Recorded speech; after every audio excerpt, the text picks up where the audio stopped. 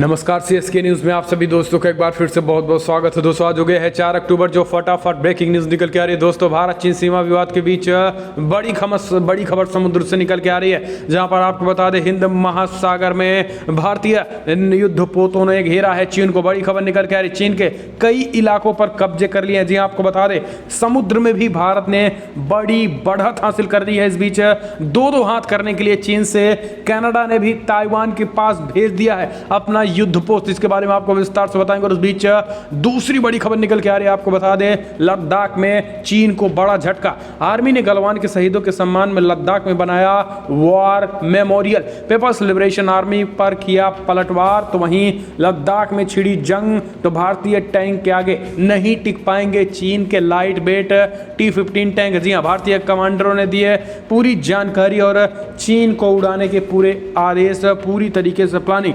इस बीच तीसरी बड़ी खबर जानेंगे। आपको बता दें दोस्तों फिलहाल पाकिस्तान दो टुकड़ों में बंटता नजर आ रहा है। प्रधानमंत्री इमरान खान ने पीएम मोदी पर बोला हमला। कहा पीएम मोदी और आरएसएस पाकिस्तान को तोड़ना चाहते हैं। जी हां, बलूचिस्तान में बलूचिस्तानियों ने अलग देश की मांग उठाई है। तो सब कुछ खबरें एक करके आपको विस्तार से बताएंगे, लेकिन उससे पहले एक छोटा सा निवेदन, अगर आपने चैनल को अभी तक सब्सक्राइब नहीं किया तो प्लीज सब्सक्राइब की लाल बटन दबाकर चैनल को सब्सक्राइब करें। और अगर आप भी मानते हैं कि प्रधानमंत्री मोदी की कूटनीति और पीएम मोदी के नेतृत्व पर पूरा भरोसा है, और अगर आपको भी इंडियन आर्मी में पूरी तरीके से गर्व है, विश्वास है, तो इस वीडियो को दिल से लाइक करके कमेंट के माध्यम से जय हिंद लिखना मत भूलिएगा। दोस्तों दरअसल पहली बड़ी खबर निकल के आ रही है, आपको बता दें हिंद महासागर में चीन को लगा बड़ा झटका। भारत ने बनाई बड़ी बढ़त, चीन के नेवी चीन के जेटों को दौड़ाया।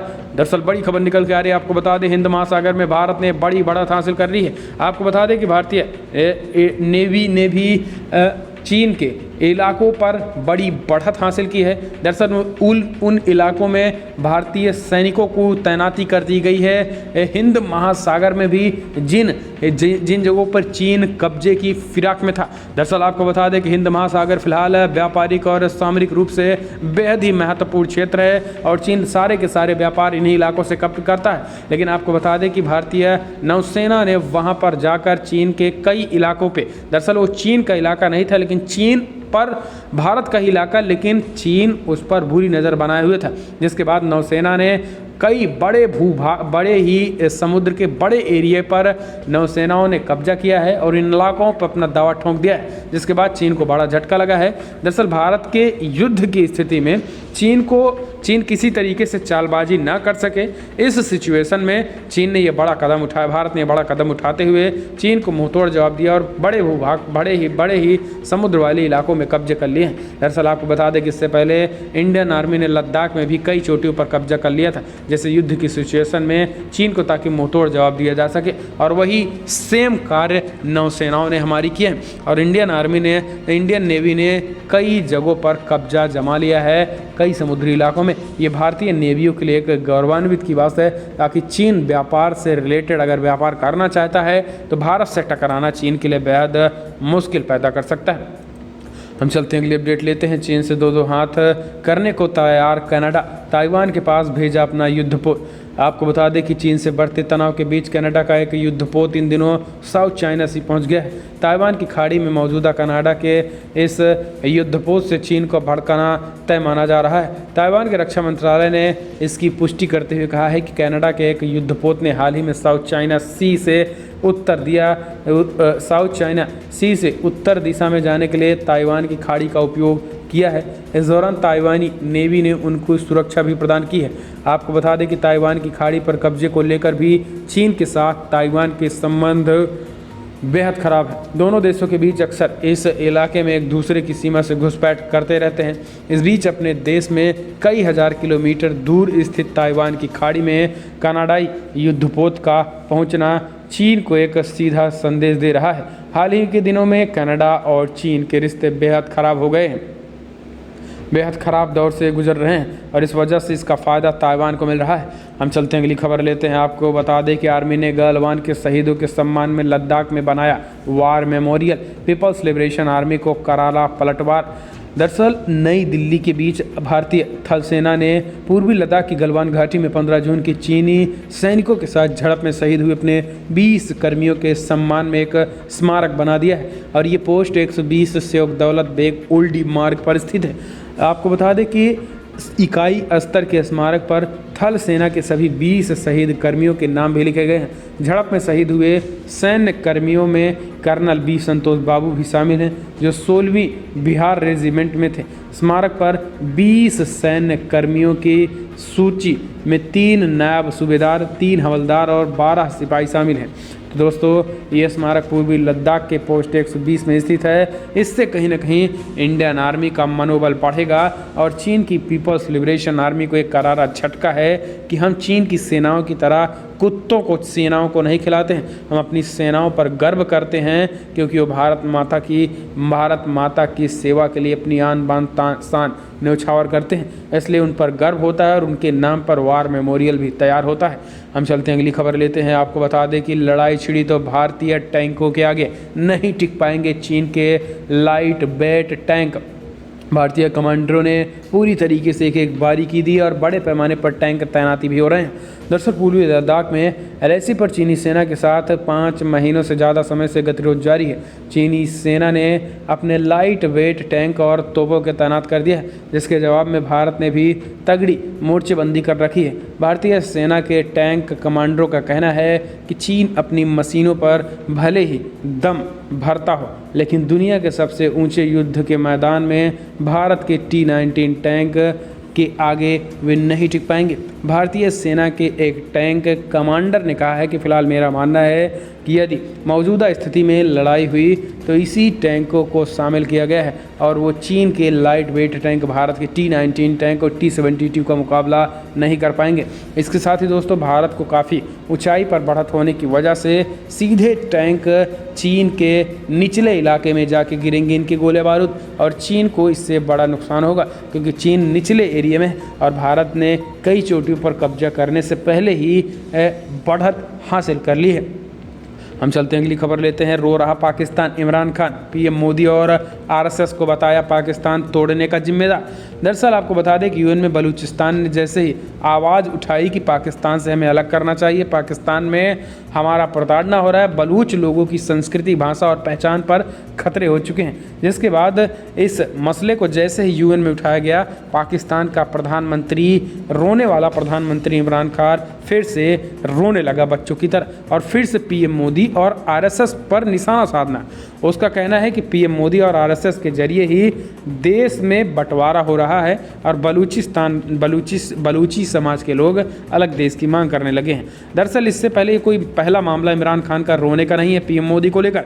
इससे पहले जब नवाज शरीफ ने सेना पर सवाल खड़े किए, इमरान पर सवाल खड़े किए थे, तो उस समय भी इमरान खान रोकर पीएम मोदी पर ही हमला बोला था।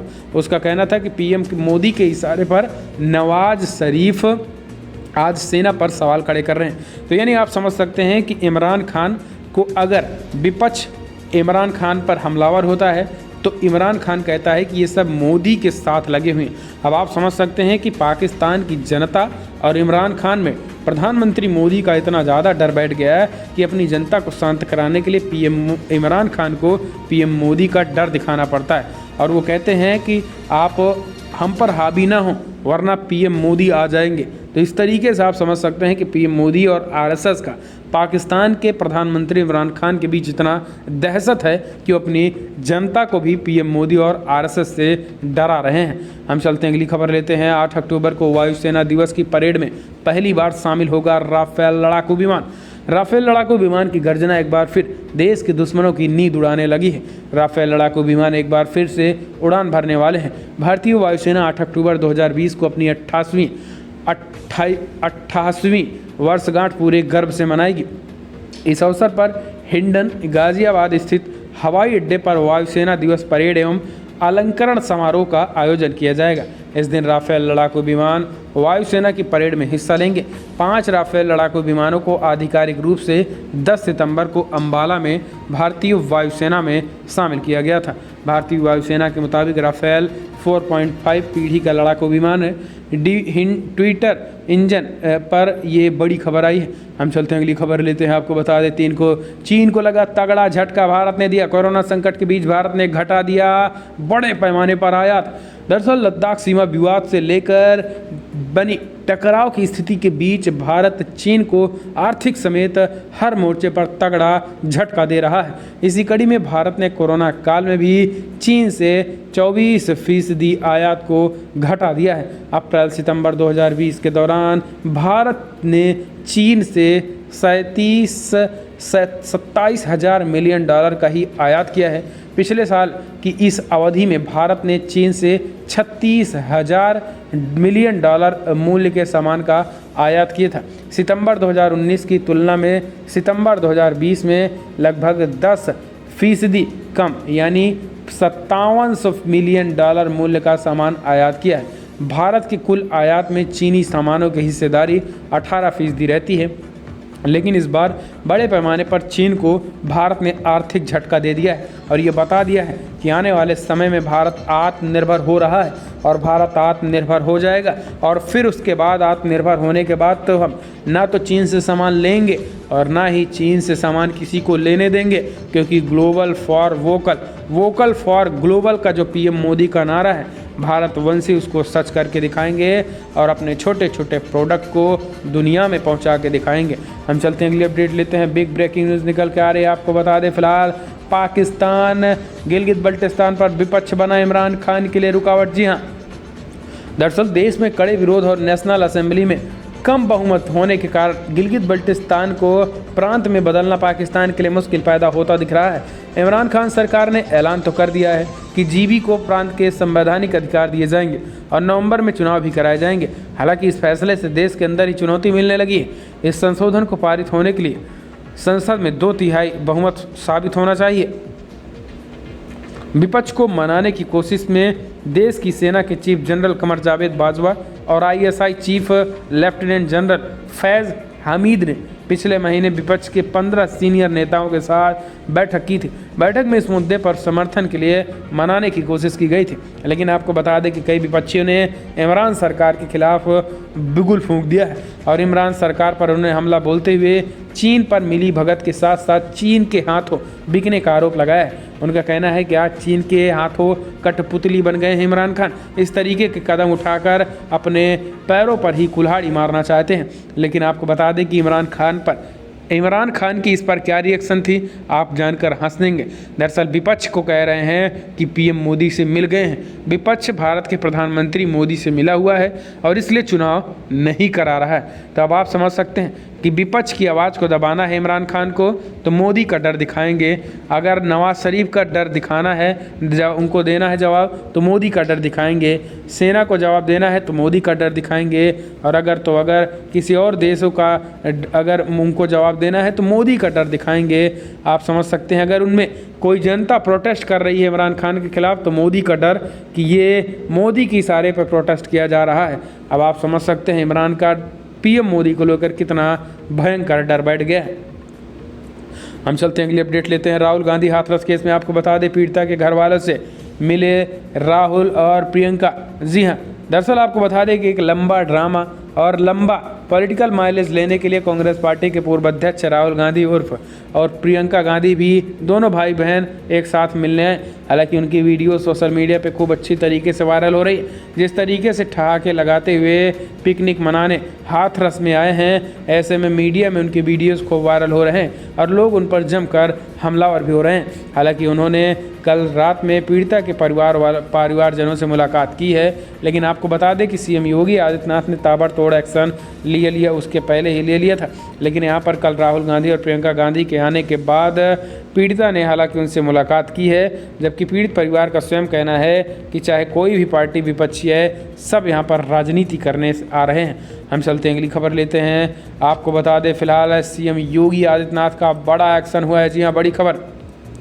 हाथरस कांड, सीएम योगी आदित्यनाथ ने की सीबीआई जांच की सिफारिश, ट्वीट करके दी जानकारी। दरअसल यूपी के हाथरस गैंगरेप कांड मामले में शनिवार को सीएम योगी आदित्यनाथ ने सीबीआई जांच के आदेश दे दिए हैं। इससे पहले अपर मुख्य सचिव गृह अवनीश अवस्थी और डीजीपी एचसी अवस्थी हाथरस पहुंचे थे और दोनों अफसर वापस लौट चुके हैं। आपको बता दें कि लखनऊ पहुंचते ही अपर मुख्य सचिव गृह अवनीश कुमार अवस्थी और डीजीपी एसपी अवस्थी सीएम योगी से मुलाकात करके मौजूदा हालात के बारे में जानकारी दी। वहीं अपर मुख्य सचिव और डीजीपी पीड़ित परिवार से करीब आधे घंटे तक बातचीत के बाद उन्हें निष्पक्ष जांच का भरोसा दिलाया। दोनों आला अधिकारी फिर बड़ी कार्रवाई के संकेत दे गए थे। सीएम योगी आदित्यनाथ से मिलने के बाद यह फैसला लिया गया कि अब सीबीआई जांच कराई जाए ताकि दूध का दूध और पानी का पानी हो जाए। जो भी दोषी हैं वो बचने नहीं चाहिए, उनका समूल नाश सीएम योगी ने ट्वीट करके जानकारी दे दी है, जबकि जो निर्दोष हैं उनको कुछ होगा भी नहीं। और यही राम राज्य की अवधारणा है। राम राज्य में यही होता है कि निर्दोष नहीं फंसेंगे जबकि दोषी नहीं बचेंगे, और इसी को सीएम योगी आदित्यनाथ ने अप्लाई कर दिया है। हम चलते हैं अगली अपडेट लेते हैं। बिग ब्रेकिंग निकल के आ रही है दोस्तों, बिहार में महागठबंधन को एक और झटका लगा। वीआईपी के मुकेश साहनी ने जी हाँ महागठबंधन छोड़ दिया है। दरअसल बिहार चुनाव के लिए महागठबंधन में सीटों का बंटवारा होते ही दरार आ गई है। विकासशील इंसान पार्टी के नेता मुकेश साहनी ने महागठबंधन से बाहर जाने का ऐलान कर दिया है। उन्होंने ये भी कहा है कि वो कल रात यानी रविवार को इस संबंध में मीडिया को संबोधित भी कर देंगे। विकासशील इंसान पार्टी सुप्रीमो मुकेश साहनी ने प्रेस कॉन्फ्रेंस के दौरान कहा है कि अभी हमारे साथ जो हो रहा है वो कहीं ना कहीं हमारे पीठ में छुरा घोंपने वाला है। मैं इस गठबंधन से बाहर जा रहा हूं और कल मीडिया को संबोधित करूंगा। इसके बाद वो प्रेस कॉन्फ्रेंस छोड़कर चले गए थे। आपको बता दें कि जिस तरीके से मुकेश साहनी ने महागठबंधन छोड़ी है वो महागठबंधन के लिए एक बड़ा झटका है। हम चलते हैं अगली अपडेट। बिहार विधानसभा चुनाव में फिलहाल महागठबंधन में हो गया सीटों का बंटवारा। राजद 144 सीटों पे तो कांग्रेस पार्टी 70 सीटों पे लड़ेगी चुनाव। बिहार विधानसभा चुनाव के लिए विपक्षी महागठबंधन में सीटों के बंटवारे पर फैसला आ गया है। इसके मुताबिक राष्ट्रीय जनता दल आरजेडी 144 सीटों पर चुनाव लड़ेगी। वहीं कांग्रेस पार्टी 70 सीटों पर चुनाव लड़ेगी, जबकि लेफ्ट पार्टियां 29 सीटों पर चुनाव लड़ेगी। महागठबंधन में सीटों के बंटवारे पर राजद नेता तेजस्वी यादव ने कहा है कि बिहार विधानसभा चुनाव में सीपीएम 4, सीपीआई 6, सीपीआईएम माले 19 सीटों पर चुनाव लड़ेगी। कांग्रेस पार्टी 70, आरजेडी 144 सीटों पर चुनाव लड़ेगी। तो ये टोटल महागठबंधन का स्वरूप है। हम चलते हैं अगली खबर लेते हैं। पाकिस्तान ने पीएम मोदी के दबाव में लिया बड़ा फैसला। फिलहाल पाकिस्तान सरकार भारतीय तीर्थयात्रियों के लिए खोलेगा करतारपुर कॉरिडोर। दरअसल पाकिस्तान ने एक बार फिर से पीएम मोदी और भारत सरकार के दबाव में तीर्थयात्रियों के लिए करतारपुर कॉरिडोर खोलने का ऐलान कर दिया है। पाकिस्तान का कहना है कि उनके यहाँ कोरोना की स्थिति में सुधार हुआ है, इसलिए भारत सरकार की इस अपील को मंजूर करते हुए करतारपुर साहिब कॉरिडोर को खोलने का फैसला किया गया है। पाकिस्तान के धार्मिक मामलों के मंत्रालय ने एक अधिसूचना जारी करके इस बात की जानकारी दी है। पाकिस्तानी मीडिया के अनुसार भारतीय तीर्थयात्रियों को सुबह से शाम तक गुरुद्वारे के दर्शन करने की अनुमति होगी। भारत का कहना था कि पाकिस्तान में बारिश की वजह से जगह जगह जल भराव की स्थिति है। ऐसे में हमारे यात्रियों को जो जा रहे हैं उनके लिए व्यवस्था अच्छी करने के लिए सड़कों का कम से कम जो जाल है वो सही से बना दिया जाए। तो दोस्तों ये थी कुछ एक बड़ी खबरें। फिलहाल बड़ी खबरों में इतना ही, लेकिन अगर आपको वीडियो पसंद आया तो लाइक करें, शेयर करें, कमेंट के माध्यम से आप अपनी राय देना ना भूलें। इस वीडियो में इतना ही। जय हिंद, वंदे मातरम।